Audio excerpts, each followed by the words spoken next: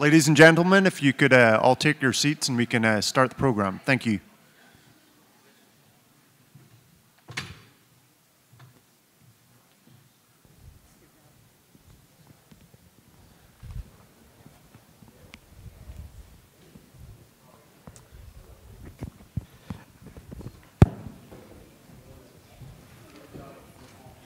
Good evening. Thank you all for coming out tonight. Really appreciate it. It's great to have you here. My name is Allison Frazier, and I am the Managing Director of Policy and Research at the Charles Koch Institute. A little bit about us. The Charles Koch Institute is a nonprofit organization. We do research and we do education. And we have over 2,000 alumni of our various programs that we run, not just in the Washington, D.C. area, but all over the country. In our research department, we do research and education on the importance of free societies and how they improve well-being in society. So we are here today, as you know, because you're here, to talk about expanding opportunity in Oklahoma. It's a particular pleasure for me to be here in Oklahoma City tonight because it's coming back to Oklahoma City. I see some friendly faces in the audience, and that's great. So for those of you who I don't know, I actually lived and worked here for 8 years, working as Deputy Finance Secretary for both Governor Frank Keating and for the first legislative term of Governor Brad Henry. And since that time, I left in 2003, Oklahoma has certainly changed. And changed in some really, really great ways, not just the thunder, not just Devon Tower, but some larger ways. I came across something yesterday that I had actually written back in 2001 that went something like this. In 2000, the average income per person in Oklahoma was only 79% of the average income of the country. Oklahoma ranked about 44th in this measure of per capita personal income. That was then. Oklahoma was actually losing ground when compared to the rest of the country.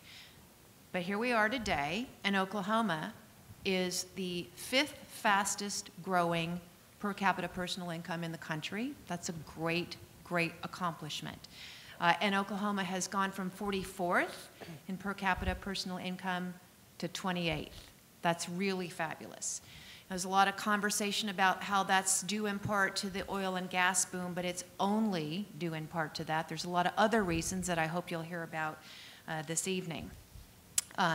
So why do I talk about sort of an obscure economic data point called per capita personal income? Well, it's one way that we have to measure well-being in society. We think that well-being is very important, and this particular measure shows how people have resources to pay for their needs and their wants in their lives. So, as I said in this measure, Oklahoma is doing very well and going the right direction. But there's other measures that show that there's a lot more work that has to be done. There's more work in Oklahoma. Not everyone has had the same shared new opportunity for success. And so we want to talk about that tonight. For example, just a few things quickly. I want to leave the real meat to our panel. But for example, as many of you know, the poverty rate in Oklahoma has fallen, but it's still way above the national average. Poverty rate here is 17%, national average about 15%.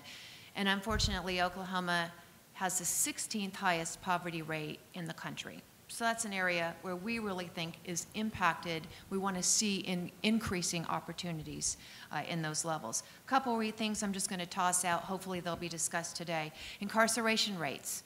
You all know incarceration rates in Oklahoma, unfortunately, is among the leaders in the country. Oklahoma locks away more women than any other state. Stiff penalties for nonviolent drug offenses. Oklahoma also requires licensing for a really high number of occupations. So if you're somebody who, if you want to consider someone who may not be able to pursue a college career, or maybe they're trying to reintegrate into society after leaving incarceration, a burden of having to go out and obtain an occupational licensing may be very, very difficult for them. So these are just a couple of the issues that I hope you will have discussed among many others tonight. You'll see on the program we're a really diverse group. it's likely they may not agree on everything. But our goal here is to have a really robust conversation about the issues and about the solutions. And our goal really is to find where we do have common ground, in particular towards improving opportunity in Oklahoma. So now it is my great privilege to introduce our moderator for the evening, Vance Freed. He is the Riata Professor of Entrepreneurship and the Director, it's a really long title here, Director of the Institute for Free Enterprise and Entrepreneurship at Oklahoma State University. So I will turn it over to you. Thank you. Well, thank you. Delighted y'all all could come here tonight. The format of this is we're going to, among the panel, have about 40 minutes of conversation, and we're going to cover multiple topics. So if we're not talking about what you wanted to talk about at the first, be patient, come back to it. We may actually come there. And at the end, then we'll have 15 minutes of Q&A. So let me start by introducing the panel. At the far end, Jonathan Small is Vice President of Policy at the Oklahoma Council of Public Affairs. And before that, he worked as an analyst for both the Office of State Finance and the Oklahoma House. Next is Ryan Kiesel. To the literal left. Left of Jonathan. Well, I know you're left of Jonathan. Yeah. Okay. Okay. To the left of Jonathan in a lot of ways. Yeah. Physically, ideologically, all of that. It's very and I easy didn't to do. put Jonathan, he just picked that position naturally on the far right end. Ryan is the executive director of the ACLU of Oklahoma, and before that served 3 terms in the Oklahoma State House. And then we have Kate Ritchie, who is Oklahoma Assets Networks Project Coordinator for the Oklahoma Policy Institute. And then Jason Sorens. Jason is a lecturer in government at Dartmouth, and is also an affiliated scholar at the Mercatus Institute. He is one of the authors of the Mercatus publication, which is actually has a very nice interactive website. If you don't like the way he plays with all the numbers, you can go do your numbers yourself, okay, at the Mercatus Institute. So since Jason is the person that came the farthest from Hanover, New Hampshire, we're going to open up with him. And if you could just tell us a little bit about the Freedom in 50 States project and specifically the findings relevant to Oklahoma. Sure. The Freedom in the 50 States study is an index of personal and economic freedoms at the state level. I'm working on it with William Ruger, who's also at the Charles Koch Institute. And what we try to do is to quantify how each state's government affects individual freedom in both the economic and personal realms. And so on the economic side, we include everything from taxation to labor market regulation, health insurance regulation, land use regulation, occupational licensing, many kinds of business regulation. On the personal side, we include things like incarceration rates, drug arrest rates, various kinds of civil liberties issues, education, and so on. And what we try to do is quantify using the literature how important each of these freedoms is to the people affected by them, and use that to aggregate all these policies into an index. And Oklahoma ends up, in the most recent edition, coming up number 5 in that index in overall freedom. That can be a little misleading. It suggests that Oklahoma does really well. Oklahoma does really well on taxation in our index. It's a really low tax state. And taxation is very important in our index. In other areas, Oklahoma tends to fall short. It's sort of in the middle of the pack on both regulatory policies and personal freedoms, and there are particular areas where Oklahoma could certainly do better. And Allison mentioned some of them, and I won't go too much into them, but I will note that on our measure of incarceration rates, which is adjusted for violent crime rate, because states that have more violent crime are going to automatically tend to have higher incarceration rates, so we have to adjust for that. And what we find is that Oklahoma is 6th highest in that measure. Texas is 7th. So it's a state that locks people up and throws away the key in a lot of cases. And that can be a problem, especially for nonviolent offenses. Oklahoma could do better on occupational licensing, as Allison mentioned. Other types of barriers to entry, like a certificate of need law, that you have to basically get approval from your competitors if you want to open a long-term health care facility in this state. That tends to keep out new competition. So Oklahoma could do better, but it does pretty well. And what we find is that that has worked pretty well for Oklahoma's economy. Oklahoma has seen a net in-migration rate from 2000 to 2012.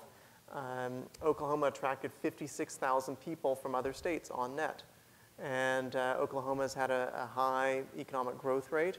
So its economic policies are by and large positive for opportunity. But there are certainly some areas where it could do more to ensure opportunity for all. Okay, well, thank you.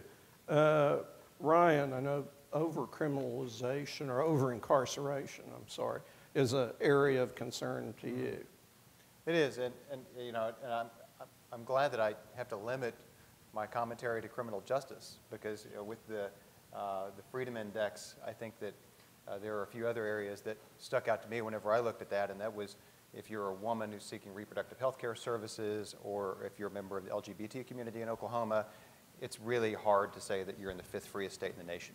But I'll limit to criminal justice issues for now. Just a few numbers here. 1980, let's go way back in time. Population of Oklahoma, 3,025,290. Prison population in 1980, 4,796. Population in 2013, 3,850,000. Prison population in 2013, and this is based on some numbers that were towards the end of 2013, 26,123. So the population increased by 824,000 people, or 27%. The prison population increased 21,327, or 444.7%. So in 34 years, I think it's reasonable to ask the question, has Oklahoma become 444.7% more criminal? And I think that the answer to that is absolutely not. The DOC fiscal budget in 2013, for fiscal year 2013, was $463 million. That doesn't even count the supplemental that was recently passed during this last legislative session. We have a criminal justice system that is creating a human crisis, a humanitarian crisis, and a fiscal crisis. One that is completely unsustainable on both fronts. We have created profit motives. And not, when I say profit motives with the criminal justice system, I think the thing that most immediately comes to mind are private prisons. And of course, you know, we can talk all day about private prisons and the profit motives that they have. I mean, they've talked to their shareholders about seeking out states like Oklahoma that don't invest in education, that don't invest in health care, because they know, and that have a propensity to over-criminalize their people, because they know that that's the market that they're looking for. It's about market for them. But the privatization and the for-profit motives that we see in the criminal justice system go well beyond private prisons. And they even go to some of our state and government actors, where district attorneys now have a direct financial interest. And in fact, a need in many cases, because several DA, if not a majority, close to a majority of DA offices receive less than 50% of their funding from the state of Oklahoma. So the criminal justice system that our legislators and our policymakers like to campaign on, they don't like to pay for it. So these DAs, they have to pay for it themselves. So they used to do this through bogus check collections. Well, who writes checks anymore? And you have third-party collection agencies, so bogus check collections have gone down. So they've increased their reliance on fees. They've increased the reliance on asset forfeiture to such an absurd degree that one district attorney's office, until they had the, I say the fortune for us, the misfortune for them of pulling over a relative of a judge, was contracting with a private industry to do asset seizures along I-40 in Oklahoma, and the private company was getting a cut of all of the profits or all of the property that they were seizing. So we've created this system that is feeding upon itself. And in the meantime, everything from occupational licenses, we did some research on this a little bit earlier today, and it turns out that the state of Oklahoma, the Department of Corrections, is actually training some people to go into programs that when they're no longer incarcerated, they can't work in because they can't get a license, because they're prohibited from getting a license there. And it's not just folks that would go to a vocational program. You know, this isn't just lower education skill jobs, right? These aren't just vo-tech jobs, or career tech jobs. Everything from psychologists to lawyers to physical therapists. Some of the jobs that are, you know, ostensibly some of the most desirable jobs in our society are jobs where a criminal background can either bar or make it very difficult for you to have entry to that occupation. I think that we're at a point today where if we do not begin to get a handle on our prison population, the number of people that are under supervision, if you add that in, we go well above 26,000. We're north of 50,000 people that are under current supervision by the state of Oklahoma. If we don't do something today, I think that the state of Oklahoma is setting itself up for a systematic failure in a way that is even more disastrous than the current situation. Okay, thank you. Kate, you're the, if I got this right, the Oklahoma Assets Network Project Coordinator. Okay, what's an Oklahoma asset? A lot of things could be an Oklahoma asset. We typically focus on financial assets, tangible things that allow individuals and families to have a stable financial situation over time.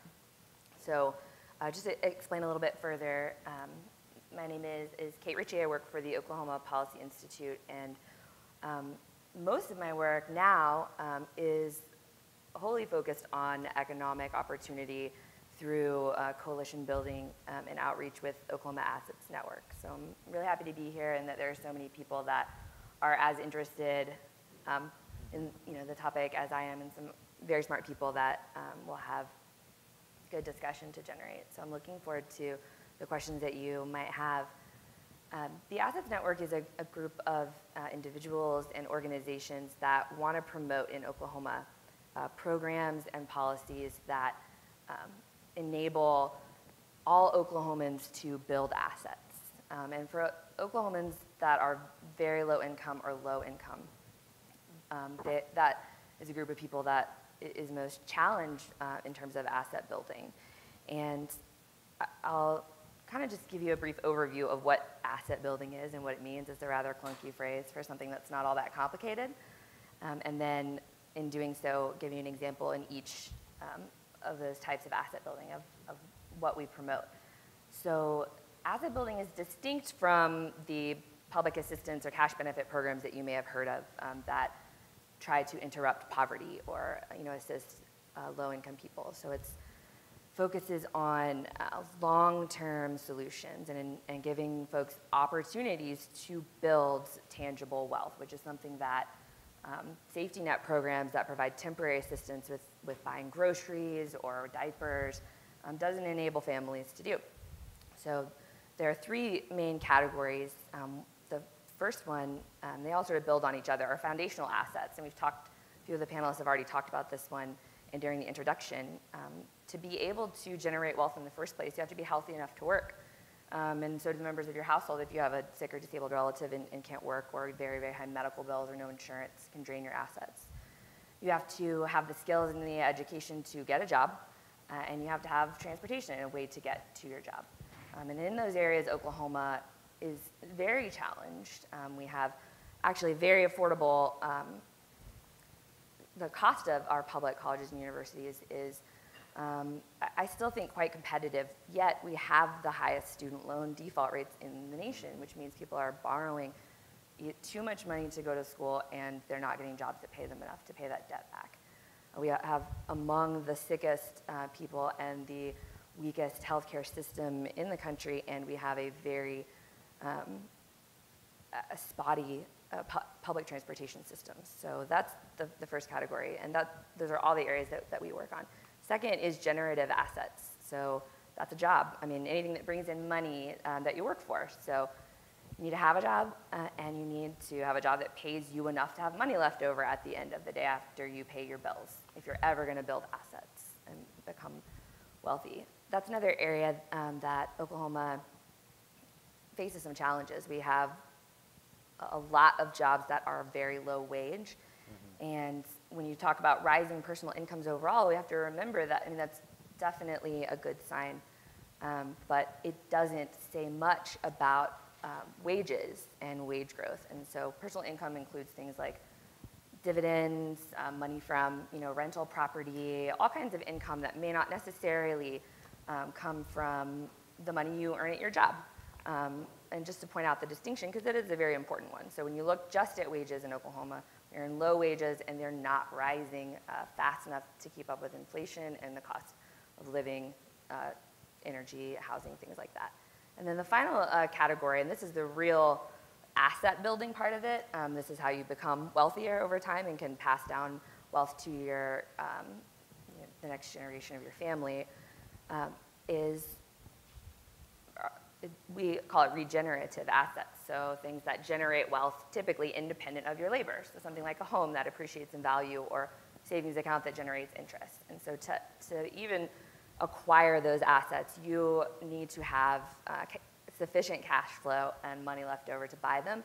You need to steer clear of fraudulent contracts or predatory arrangements that might drain your excess income. And so we work a lot on promoting access to and awareness about and policies that enable people to have that job that earns them enough money, and then use that excess money to invest in assets that provide long-term financial stability versus more predatory arrangement or various other ways to spend their money that might not be there for them in the long term. Retirement savings is another really, really good example.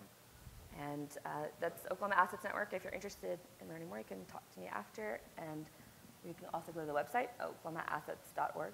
You can find some more information as well. Okay. I think one of the issues that you've expressed some concern about is regional unemployment. Could you explain that? Yeah, definitely. We hear a lot about how low our unemployment rate is in the state of Oklahoma. There are a lot of problems in every state. With that figure, it obscures a significant amount of unemployment and underemployment. It doesn't include anybody that hasn't very recently been looking for a job. So discouraged workers, the chronically unemployed, people who are illiterate, have a health condition or are disabled, lots of people who are unemployed, who need a job, who want a job, or maybe working part-time, need a full-time job.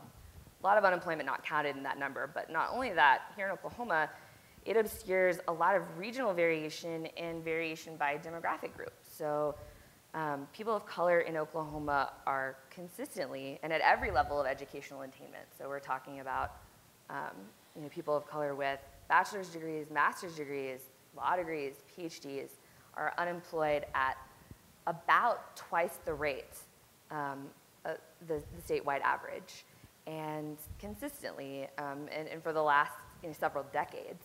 And it's a similar story in eastern Oklahoma. There are certain counties where the unemployment rate is just very high compared to the state average. So it's really important to remember when we have those sort of cheerleading discussions, which are really important. We need to recognize what we do well and try and build on that. But to remember that there are still labor market challenges that we face, and many of them are mismatched issues because there are also employers and businesses in western Oklahoma who have a very, very hard time finding skilled labor to do the jobs that are in very high demand and that pay very, very well. So it's more complicated than that overall. average suggests, and it requires a little more finesse if we really want to have prosperity and full employment over time for everybody that lives in the state. Okay. Yeah, Jason. Yeah. So I certainly agree that, that we should be concerned about the welfare of these people who are not finding employment or who are facing low wages and difficulty in getting to work or making ends meet. But with regard to how we treat per capita wage figures, unemployment figures, per capita income figures as well, I think we have to, there's an important caveat here, which is that unlike countries, states and regions of states are open economies, right? People can move across state lines easily, they can move across regional lines, and they do that. And so when we find that certain places have a lower per capita income or a lower wage on average than other places within the US, that can reflect a variety of factors, not necessarily just the productivity of that economy or the opportunities available to people. So a place that has very low cost of living might attract poorer people because they're able to find places to live. So let's say you took a low-skilled worker from Oklahoma and forced that person to live, let's say, in the Bay Area of California. Would that person be... Why would we do such a thing? Yeah, exactly. We wouldn't want to do such a thing, and it's kind of obvious because the cost of living would be so much higher there. That's why low-wage workers tend to leave the Bay Area and places like Boston. Right? So places that have high per capita income or high wages might have that because they've driven out all the low-income people.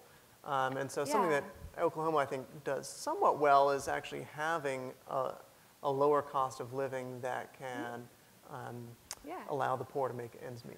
I think that may be true in some instances, but if you look at the counties that have, higher unemployment rates, it's one thing to say you can pick up and move if there are jobs in another part of the state, but are you qualified for that job? A, do you have the gas money to get there? Right. People's homes, their families, their children. I mean, it's open, but that's just a theoretical concept. People, this is their home, and if jobs aren't available where they live and where their home is, it's different for every person. Some people are able to, move or start their own business or, do what they need to do to generate income to build wealth over time. And they may be making ends meet because the cost of living is low, and some people are, but we're talking about not just getting by, we're talking about opportunity and building, or at least I am, building wealth. So it's really important to remember that these are, real people with real lives, and their challenges are, their situations are complex, and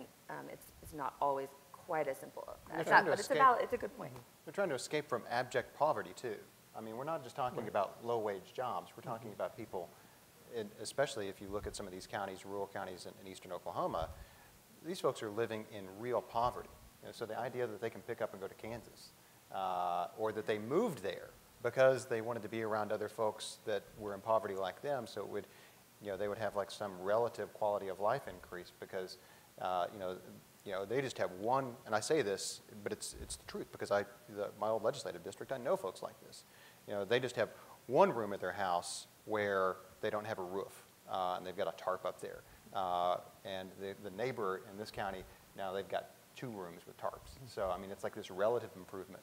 And the other thing that you see there is generational poverty that I think you begin to see from generation to generation, not only this passing on of impoverished conditions, but I think that the opportunity that a lot of those folks have has been eroding.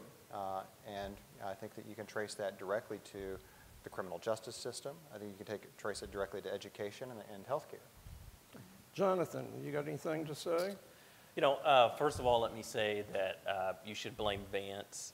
He's the really cruel one. He has a certified public accountant that deals with fiscal policy to kind of jump in at this discussion at this point. So it's his fault, so I'm going to try to be as non-boring as possible. What I think about this whole concept is, as the Vice President for Policy at the Oklahoma Council of Public Affairs, when we think about what our mission is, our number one mission is to unleash human capital. And thus far, you've heard all of these discussions about what challenges people are facing. And that is one of the #1 reasons why there's really 3 things that we're focused on at the Oklahoma Council of Public Affairs right now. It's 1, phasing out the personal income tax in a responsible manner. And so some people might wonder, well, why would we care about phasing out the personal income tax? Phasing out the personal income tax isn't going to help someone that has no income. But we would disagree with that sentiment, because what we know is that as you allow entrepreneurs to have more of their own money and more of their own capital, they create jobs for others. And some of the other things we know is that as states cut their income tax, it actually helps the poor. We have this example in Oklahoma. When you look at total tax collections and then the personal income tax that was paid by those that were making under $25,000 a year in 2004, those individuals paid almost $167 million. In 2011, the latest year that we have available, those people are now only paying $75 million. We have seen some job growth. We agree at OCPA that we do need to see more job growth and opportunities for Oklahomans. But the way you do that is by unleashing the capital that is pent up and that's either misallocated by state government or that's not allowed to infiltrate through the private sector. One of the other things that we think when we talk about education, I'm glad that education was brought up. And Oklahoma has got to move past this archaic 17th century approach, if you will, to public education. If you think about it, if you're a Medicaid patient, you get to go to the doctor who can meet your needs the best. You don't have to go to a Medicaid doctor based on your address or location. If you're a mom that needs DHS welfare assistance, we don't say you have to go to the daycare that's located closest to your house. We say choose that location that best fits you.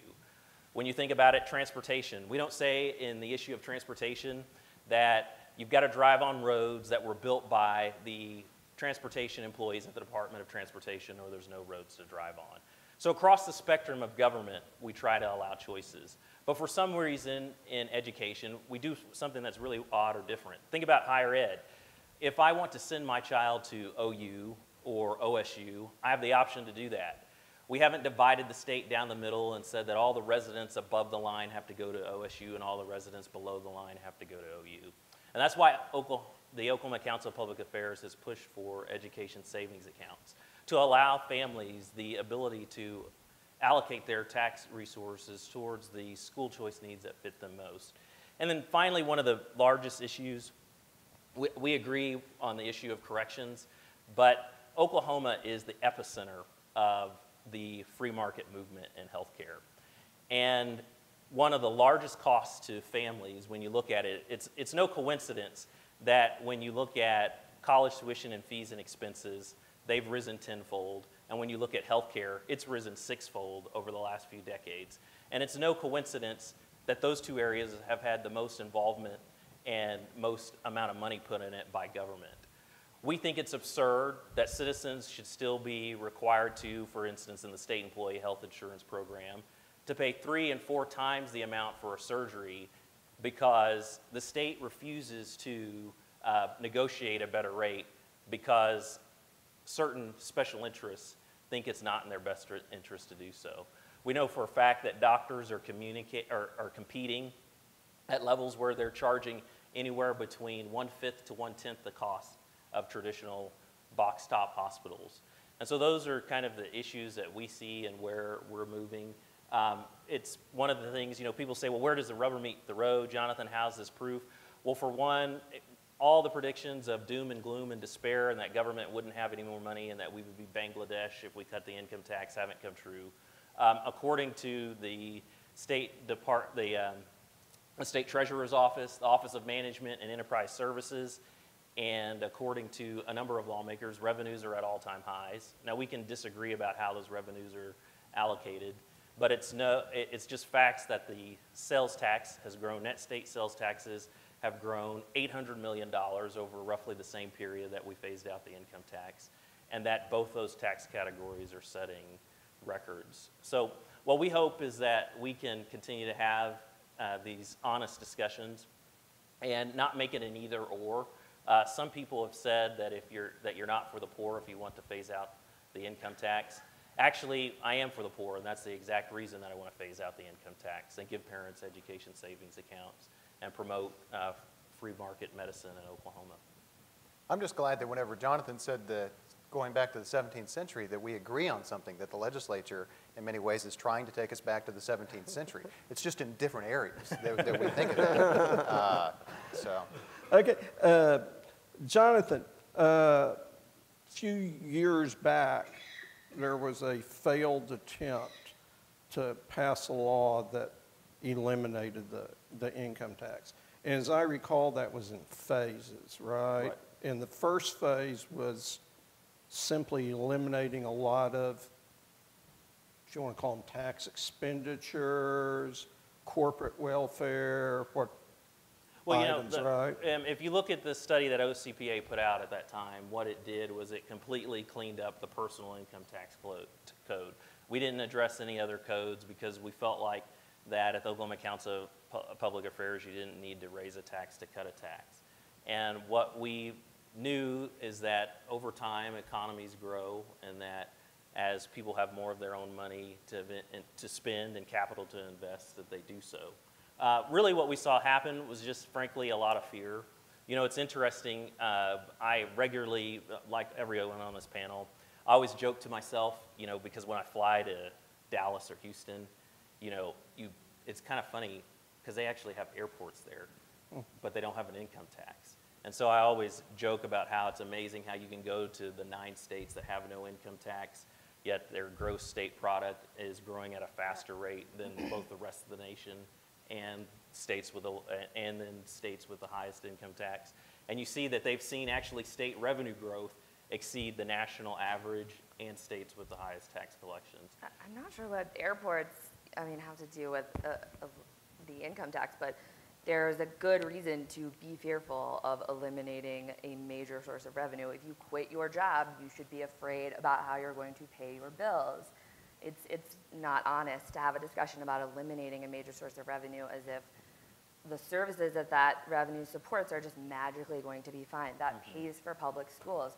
When the summer is over and you have your kids all summer, and I'm sure you're very ready to take them back to school when it starts up again in the fall, those schools would not run but for the money that we collect through personal income tax. And if you are talking about opportunity, the other part of that discussion, not only would we create an enormous budget hole that we certainly don't need given that we already have one, but that money will have to come from somewhere, so revenue then is shifted to other kinds of taxes, which if we're talking about creating opportunity for lower income Oklahomans, those are the most regressive taxes for those people. If sales taxes and use taxes are raised, and sometimes I talk to people about this and they say, well, sales tax, that's fair. The more you buy, the more you pay in taxes, so you can choose to buy less. And again, that's true in theory, but if you think about the basket of goods everybody has to buy, whether you're a millionaire or a homeless person, you need toothpaste. There's a certain amount of things everyone buys, and the more we raise sales taxes, which is a flat rate, that means that someone who has a subsistence income is not making enough money to feed their children is paying the same rate, is paying the same amount on that item as a millionaire. And it's not only not fair, it impedes economic opportunity. Give Jonathan a little rebuttal. And then Kate and I agree on very few things. We do agree on corrections reform. But I just fundamentally, history has proven in Oklahoma that that's not accurate. We've seen total tax revenues and collections grow by $2 billion since we had a 7% income tax. Now, we can have a discussion about how those are allocated or how those monies are spent, but the personal income tax only equates to roughly 15 and 18% of total spending by the state. So to say that we're no longer going to have education because we would phase out the income tax isn't even mathematically accurate. If you had 18% cut in your salary, what would that do to your expenditures on your necessary items Kate, in this one area, which is the tax, you're assuming that the world is static. No, I'm not. I'm just saying you're saying that if you give citizens nearly $3 billion of their own income, they're going to stuff it in a mattress or a pillow. you know, that's what's amazing to us is that Many- somehow many government, people do. government, No, they government will. has Yeah. economic multipliers that only God can give. But citizens, they flush their money down the toilet whenever you give it to them. Okay, No. let me Well, jump in here with well, a question on the spending Can side. I just on the corrections issue? You know, we keep. Well, coming- let me ask the okay. question, and maybe. All right. And if it's All right. not the one you wanted, then you Then can I can answer answer the one you I want, wanted. yeah. Okay. If we took corrections the way you would like to see corrections go, how much money would we save? Well, I'll give you a real quick number, and I like for this purposes. I think that it's kind of a ridiculous economic metric, but you threw it out there, so let's use it. I was recently in Denver, and they have an airport, and they also have legalized recreational marijuana. So, ergo, Oklahoma airport, recreational, legalized, regulated marijuana for adult use. And if we had that in the state of Oklahoma, we would spend $30 million less than we're currently spending enforcing simple possession of marijuana laws. Okay. Do you have like an overall number for what we could save? Yeah, I could say hundreds of millions over a decade. Yeah. Okay, enough to give Jonathan his no income tax? I don't know if it would pay for a no income tax, because I do think that if we're education poor and healthcare poor, then that necessarily feeds a prison system. Let alone Well, Okay, jobs. well, but let's- available revenues okay. for common education are at all-time highs. I thought it was interesting you mentioned that That's you absurd. mentioned that higher education in That's just Oklahoma is absurd. affordable, but yet all of these students have student loans. It's not reasonable when college tuition and fees on average increases 112% according to the Regents of Higher Education. At OU over the last 10 years, it's increased 150%. Personal income from Oklahoma you're has right. It's grown definitely 36%. growing relative and to other 146% at Oklahoma State University. So the notion that somehow our education system doesn't get money or that higher education is affordable in Oklahoma, tell that to the families that are getting the tuition and fee bills every year from our universities and institutions. Okay. Com- Well, let me yeah. go to Jason as our outsider. Do you want to bring peace to the? I've got Platform. several disconnected points. Okay. So one point is that if you end up raising consumption taxes, one thing you could do that may unite left and right is to have some sort of progressive consumption tax where you tax more heavily those goods that the rich consume more of. And actually, once you look over the life cycle of a person rather than just as static time slices, you find that things like property transfer taxes and other types of sales taxes on kind of large ticket items are actually fairly progressive. On the higher ed, I think figuring out how to make higher ed affordable or making, let me say, appropriate levels of education affordable might be counterintuitive. And the reason is that new research seems to be showing that higher education has value to an individual student, mostly not because it raises that student's human capital. It doesn't make that student more productive at doing jobs. A little bit smarter. A little bit. It makes them a little bit more productive, a little bit better at writing or things like that. But most of its value seems to be in signaling your productivity. So one way we see this is that if we compare students who take an equal number of credits, but one didn't graduate and one did graduate, the one that didn't graduate makes hardly more than someone who didn't go to college. The one who did graduate gets vastly more than the one who didn't graduate. So it doesn't seem to be that taking college classes is raising your productivity and raising your wage. It seems to be that Absolutely. you're Yeah, doing the this to get the credential, to signal to employers that you're competent. So what's interesting is that if we subsidize college education, we encourage kind of an arms race in credentialing. More and more students have to get a college degree because more and more employers say, well, you need a college degree for jobs that previously did not require a college degree. And now we have students going on for master's degrees or having to do sort of highfalutin internships and things like that to try to signal their quality. So we're wasting lots of financial resources and the time of these students on a signaling process that doesn't provide social value. So the counterintuitive conclusion might be that reducing subsidies to higher education would encourage fewer people to go, and over the long run would cause employers to reduce their requirements to get a job. We could again have jobs, good jobs that might require only a high school degree, because a high school degree might be sufficient to signal quality. Now, how do we get from here to there? It has to be some sort of transitional process, but the logic is a bit counterintuitive. I think that's very interesting, and I don't disagree, but I think it kind of backs us up to a prior question. Those basic skills that you need to hold down really any job, like being literate, having basic math skills, these aren't things we learn in post-secondary education. These are things we learn in elementary school and high school. And the discussion that we were just having, Jonathan and I are actually excessively fond of each other. The reason that I made that comment about it being absurd, about being absurd that we're spending more on she's education. appropriately 2 persons to the left of me. It's flat out untrue.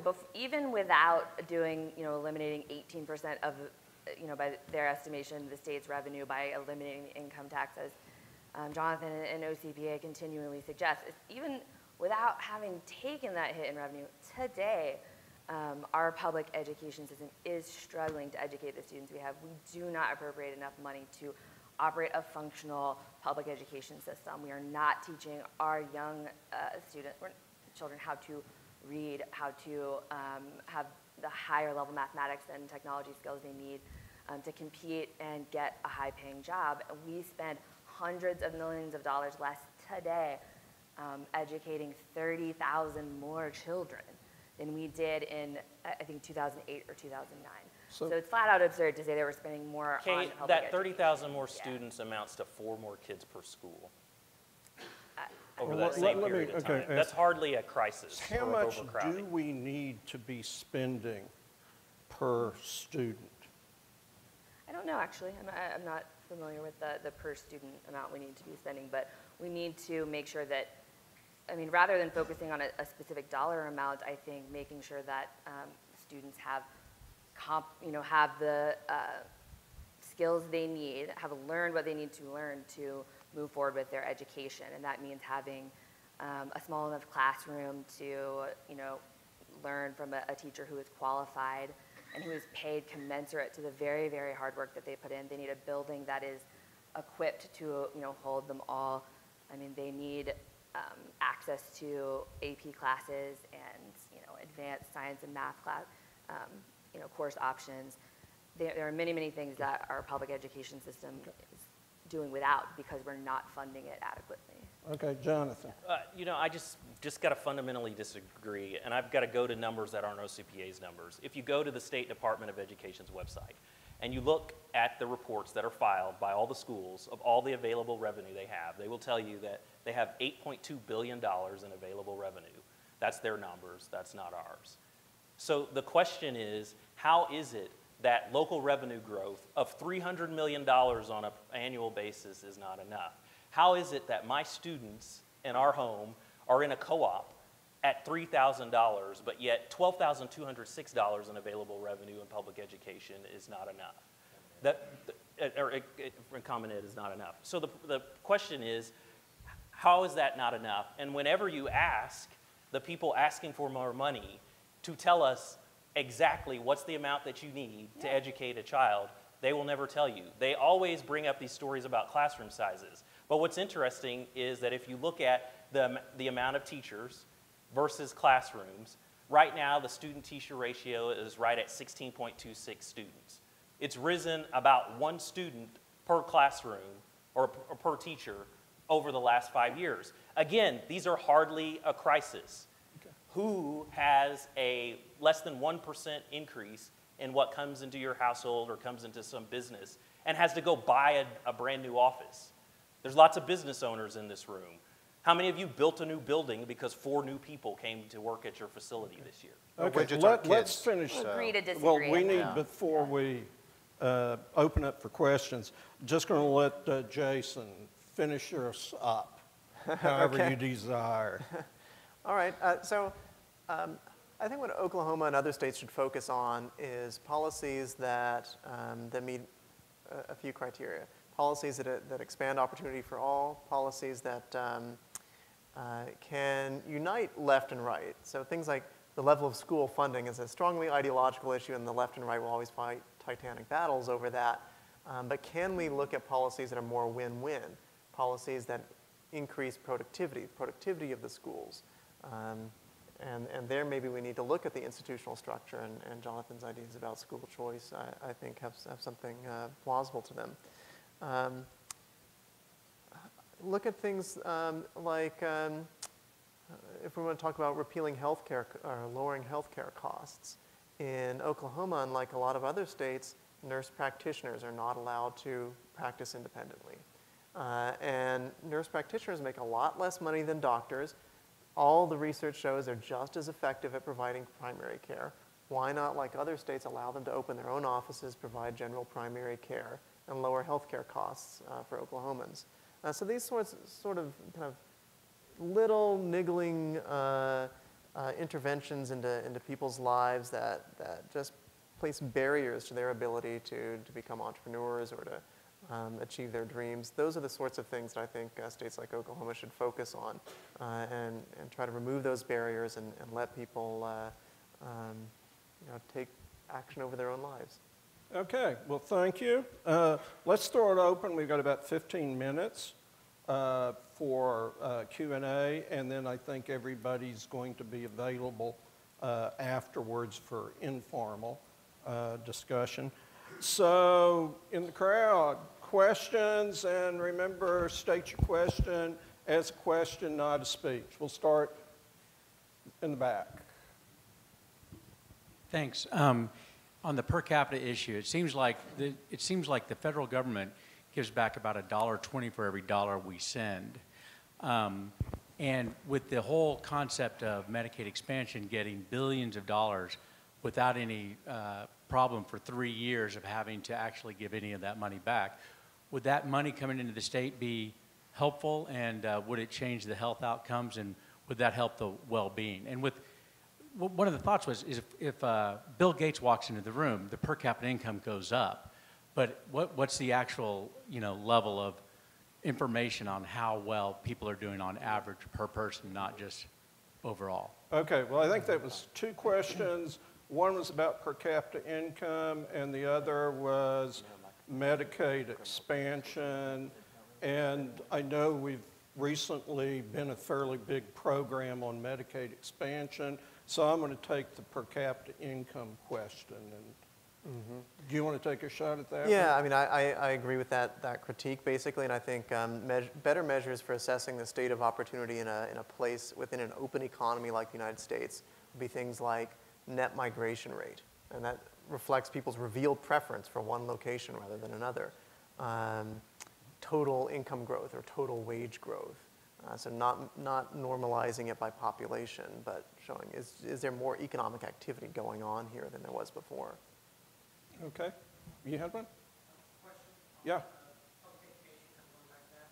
Knowing that the Oklahoma Constitution requires a $42 per capita. Knowing that the Oklahoma Constitution requires a $42 per capita expenditure based on the previous year's enrollment, and a requirement that we offer compulsory education for students ages 8 through 16 for a minimum of 3 months a year, would you say that we've gone above and beyond those requirements then, or would you prefer that we go back to that? Or, I mean, in my opinion, it seems like we're doing more than sufficient what the Oklahoma Constitution requires, but I'm just curious all your thoughts on that, seeing as that's the constitutional requirements for the state of Oklahoma. I think we should continue to go above and beyond our expectations to educate our children. Well, my guess is probably most people are going to vote for more than the Oklahoma Constitution level. I don't know. What do you think? You want to like repeal that amendment? Is that just going too far? Well, I think this obsession with how much we spend on education is part of the problem. When we have 8,000 third graders who can't read at a first grade level, after the state has dedicated nearly on average at least $12,000 to $15,000 for those students. The question is why? when I can hand my first grade daughter Horton Hears a Who and ask her to read it, and she reads it in one night, and we didn't prep her, we didn't tell her, oh, we were trying to see if you could read this, and she can read it, and we've spent $6,000 for her education. The question is, what's going on? What is all this extra activity going on in public education that the basics of reading, writing, and arithmetic can't get done? You know, the good news is that your daughter shows up to read that book and she's not hungry. She's not one of the 1 in 4 kids in Oklahoma that goes to bed hungry, not just nutritionally deficient, but the but school literally lunch hungry. program to take care of that, doesn't it? Breakfast and No, school lunch program? no. I mean, we've got kids going to bed without dinner. So we have actual hunger So all issues. 8,000 of those students didn't have dinner, and that's why they can't read? No. Well, that's let me not- go here, Jason. Yeah. Two very quick points. One is I believe Oklahoma has a statutory requirement that children go to school from age 5 to age 18, so there's that as well. But second, the federal government is a big problem here, and I think we need to look at issues like poverty traps. So why are people not able to move up the ladder? And I think some of this may have to do with the kind of crazy benefit cliffs and things like that that the federal government has for various types of programs. And the Medicaid expansion might be relevant to this as well, that you could lose your Medicaid benefits if you earn $1 more in some cases if you're a family. And so these are really effectively high marginal tax rates on low-income families. And so it's not surprising that many people choose not to get out of those poverty traps. So what can we do about that? I mean, one idea would be something like Milton Friedman's negative income tax, where you just give everyone a certain amount of money and you bring people up to a certain standard, and that money doesn't go away if you earn more. So you're not discouraged from finding employment, and you don't have to face all these kind of crazy benefit requirements. We do that with the energy industry in Oklahoma, and it seems to work quite well. Yeah. I think I'd take issue I with just that. wanna, I mean, wait. You can't just throw that out there. The oil and For gas what? industry in Oh, Oklahoma that. paid over $924 million. They pay 0.25% of the state's taxes and provide nearly that amount in jobs. If you want to say the wind industry is subsidized, then you can fairly say that. Yeah. But, there's a good chance that there's people in this room that wouldn't have work or jobs without oil and gas. So this whole notion that somehow the oil and gas industry isn't paying its fair share, it's not reality. It's a fun talking point that you can pitch in a commercial, No, but it's not reality. it's reality that we incentivize oil and gas activity that would still occur without those incentives. You can't say that. Oh, I sure Okay, can. well, let's get I just on. did. We had But some that doesn't other. mean that it's a fact. No, it's a fact. We Well, I can tell you a got a fact that couple it's more. not. Yeah. Tim, question for you. I'm sure that when you're trying to help people build wealth, you teach them basic things about personal responsibility and not to spend more than they bring in so they can do that saving. And yet it seems like with the very many of the government programs that Oklahoma Policy Institute and others would say we need to do undermine personal responsibility. And that's part of the problem that we have. I serve the district now that Ryan used to serve, and I'm also a pastor. When people would come to church wanting me to help them with their water bill, electric bill, but they're driving a nicer car than me and using an iPhone and all those kinds of things. I hear this a lot. Yeah, this is a. So how do we begin to empower people rather than disempower them through government programs that we say we want to help them with? Right. It's a great question. I mean, for one, we need to not be judgmental of people's choices. I think that there's no person that receives benefits from a safety net assistance program that that works. Somebody who works a full-time job at minimum wage is eligible for food stamp benefits. We should never ever equate poverty with lack of personal responsibility. Now, when you encounter people who spend more than they have, which happens at every level of income, you have wealthy people being irresponsible with their money, you have middle-income people being irresponsible with their money, and you have poor people being irresponsible with their money.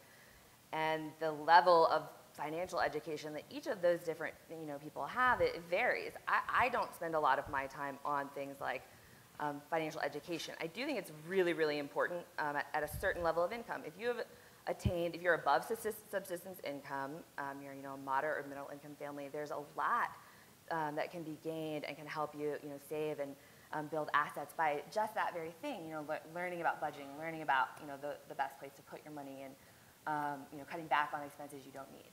That's important for that group. But if we're talking about low-income people, there are people who are not bringing in enough money every week to buy food. So talking to them about budgeting is just something I would never do.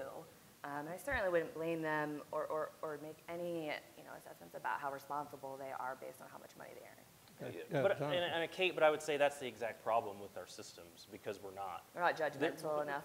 No, well, you call being judgmental helping teach people how to fish. I don't. What I think is that when you talk to someone about the fact that they can work 2 jobs and you can teach them how to change their situation, that's a good thing. You're right. I'm like you. I don't stress about what other people do with their money. But you just said that's right. It's their money. Once it's taxpayer money, that's not their money. Several other things too. So, yeah, so this notion that that you shouldn't train people, that's the exact problem that we have. In our Medicaid system, we're not training people to not go to the emergency room. This is a good point. This is a good point. This interacts with something you said earlier. Work 2 jobs.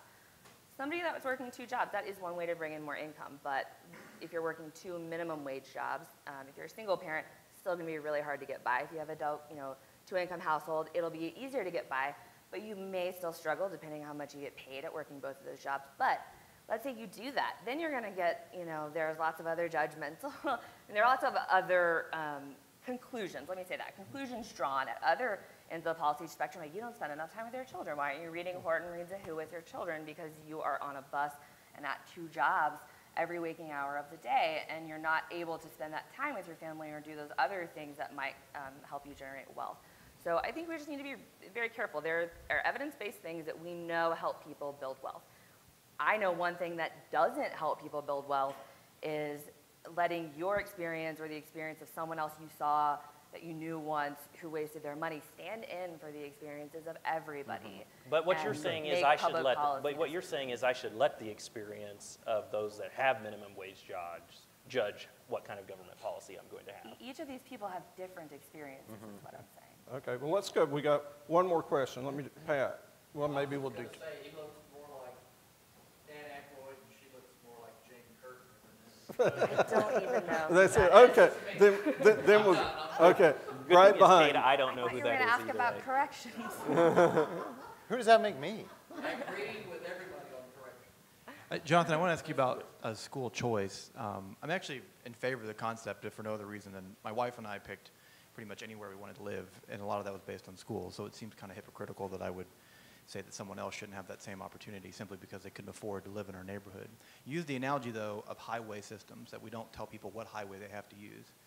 If one highway is crumbling, they should have the right to drive on another highway. However, how do we ensure as a government that none of the highways are crumbling? I mean, we obviously are admitting that some schools are better than others.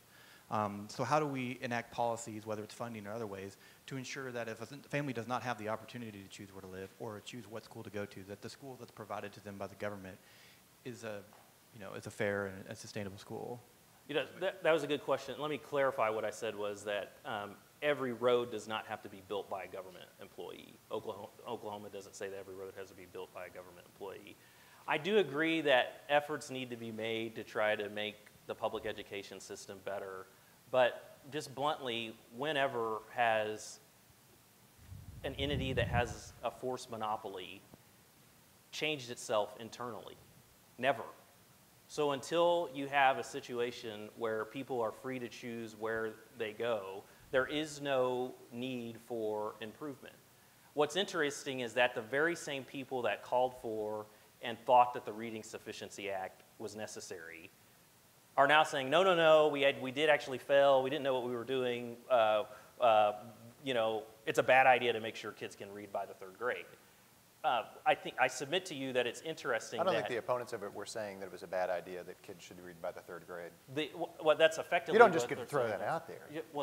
But you started it first, so in order to make the conversation fair, I needed to do really it with devolved. you. So, but I think I'm taking my toys and going home. I'm just trying to follow you, the former representative. So thank you.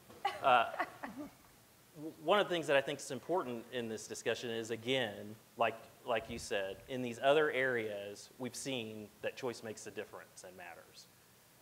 But we refuse to do that in education. So the people that tell us that it's for the kids and about the kids, no, really it's not. It's really about the bureaucrats that are employed by the system. Okay.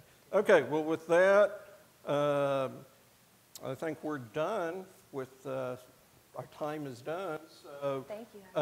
Thank you all for coming. There is a bar back there, and stick around if you like. Yeah. I know, man.